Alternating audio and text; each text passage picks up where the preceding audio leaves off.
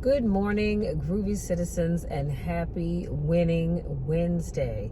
So you guys, it is 52 degrees out right now. Now y'all remember yesterday when I did my video, the sun was out. It was nice. It was like 70 something degrees. Well, it's kind of on the chilly side today. Like I said, it's 52 degrees. I actually have my heat on, so if you hear the fan blowing, that's what that is. And I even just had to turn the heat up in the house because it was, to me, a little cool. Now, I'm anemic, so I tend to stay cold even when other people aren't, and that's okay. It is what it is. I just can't be cold. So don't invite me to your house and think you're going to keep your thermostat on 68, because it's not going to happen. Either you're going to turn the heat up or I'm going home. I'm not riding in your car and freezing. Simple as that. Anyway, I hope you all are having a wonderful winning Wednesday. I want you all to just accomplish everything on your to-do list. Go out and create some great things, both in your personal life, your work life, your business life, all of the above, because you all deserve it. So let's jump into today's topic. Today's topic is really a powerful one, and it's called Know Your Value. Know your value. And so I want to share a quote by Bishop T.D. Jakes, because y'all know I love me some Bishop T.D. Jakes. And he says, perspective determines promise.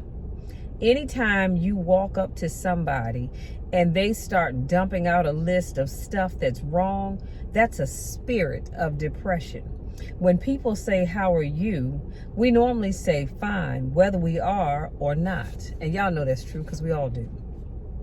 When an infection gets into your perspective, you can't see anything positive. Perspective determines promise. When you're down, you feel like you got nothing.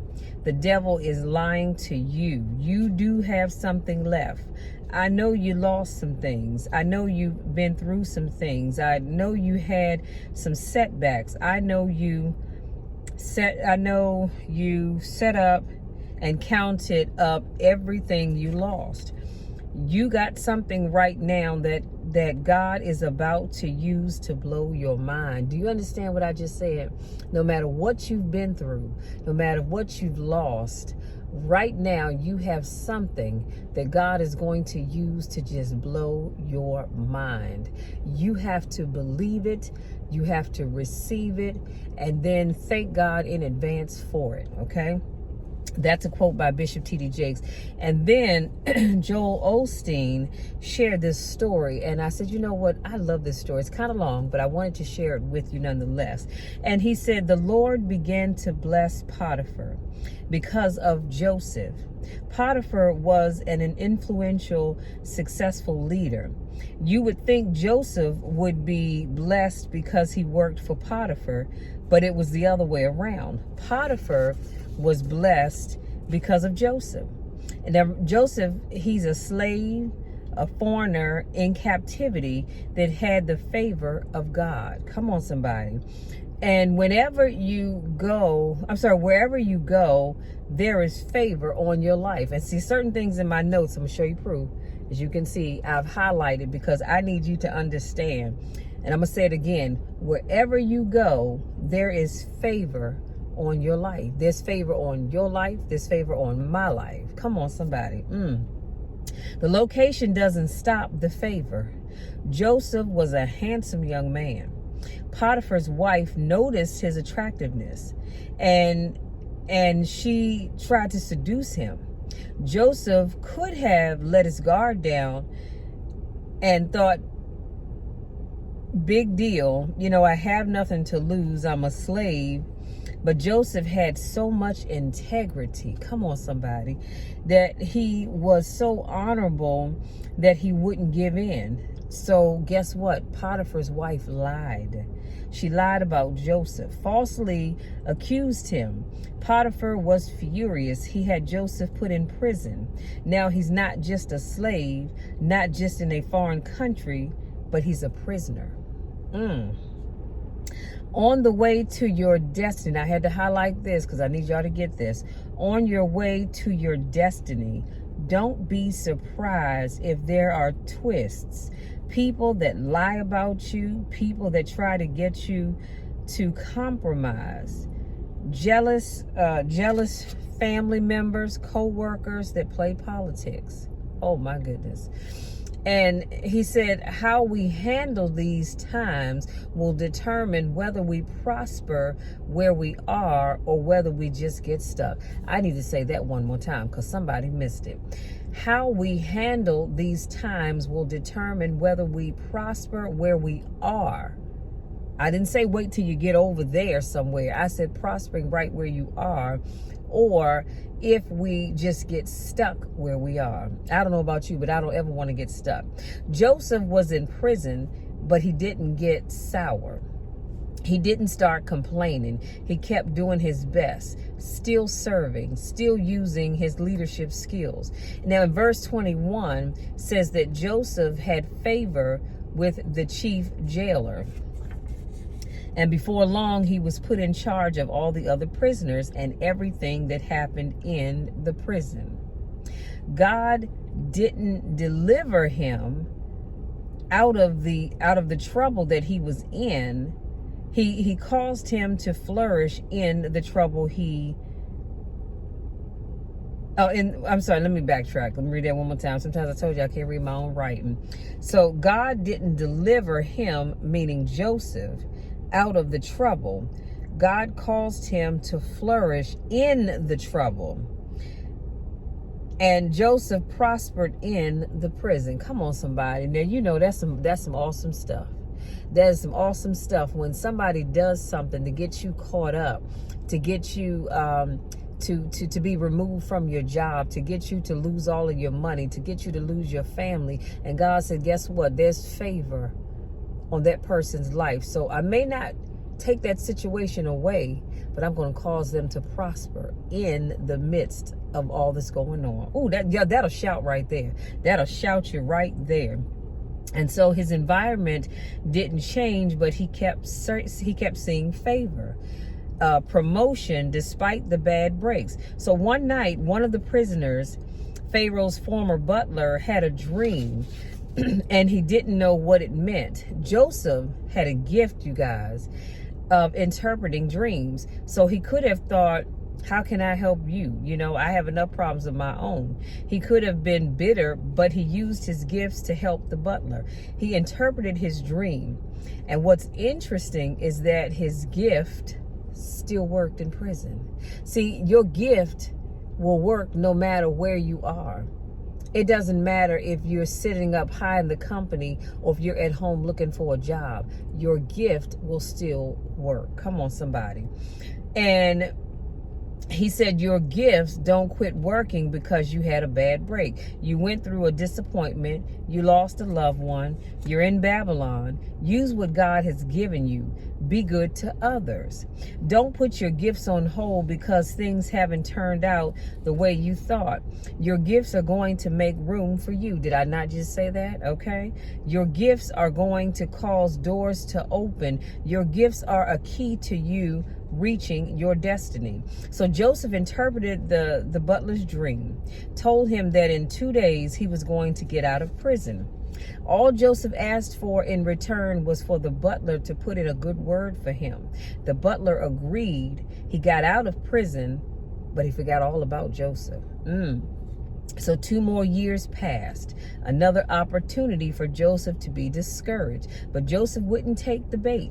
He just kept being his best, being good to people that were not good to him. Come on, somebody. Serving in a country he didn't want to be in.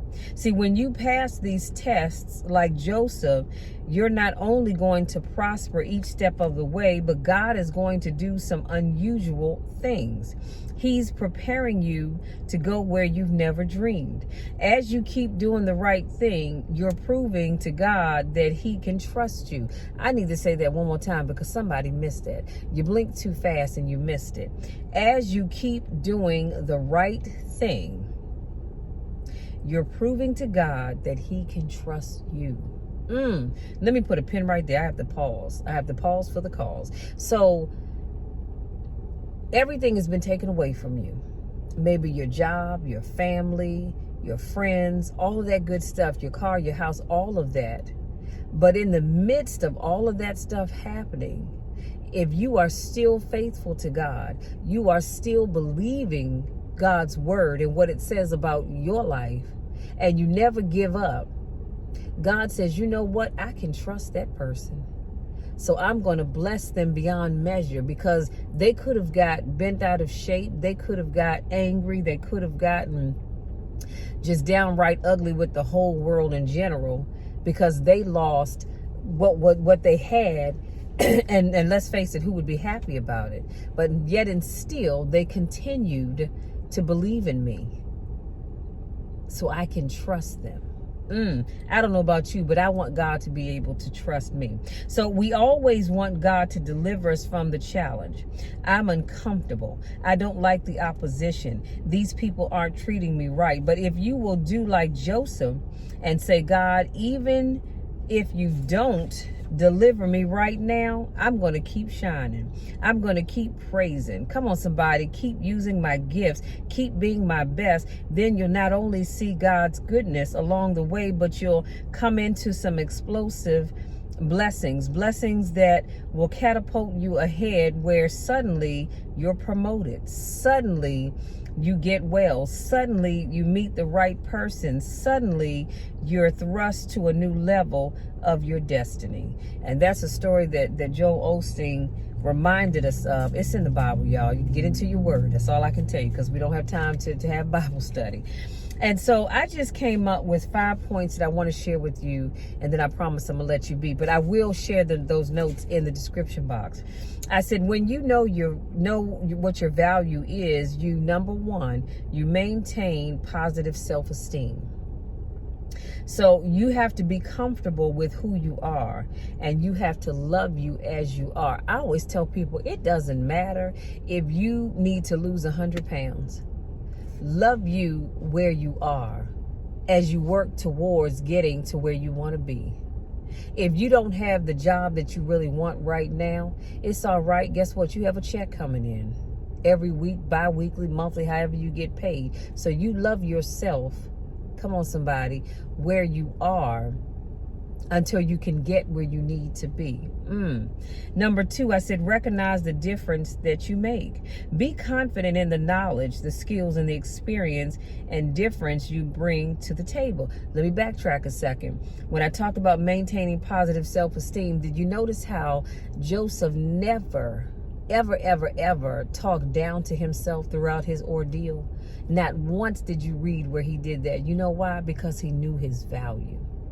And he knew that God had not left him, even though he was in the situation that he was in. So I said, number two, I said, be confident in the knowledge, skills, experience, and differences that you bring to the table. Number three, have a personal sense of value. So that means to nurture and elevate, the best in you. You've got to do that because nobody else is going to do it for you. Number four, don't sell yourself short. Please don't do that. Don't undercharge for your services just so you don't miss out on some business. Cut it out. Know your value. And then number five, last but not least, be clear about your values. Know your boundaries.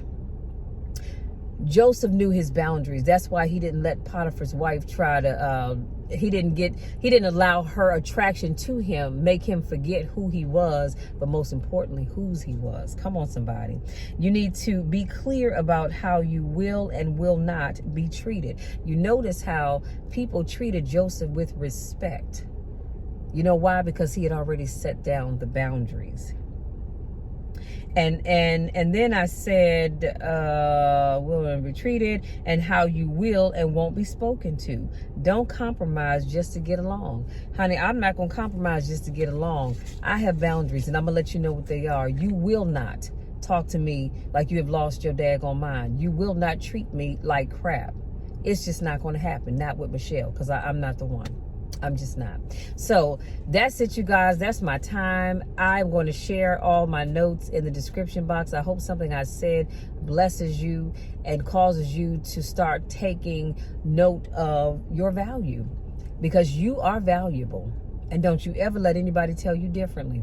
If you're new to watching my videos, I want to say welcome. So glad to have you here. If this is not your first rodeo, I want to say welcome back. I missed you guys. So glad to see you all. You all go out there, enjoy the rest of your day, regardless of what the temperature is. And make sure you know your value. Don't let people treat you any old kind of way, because you deserve better. You know the drill, you know my spiel. I love each and every one of you to the moon and back, and I'm not going to have it any other way. Until our next car conversation, take care.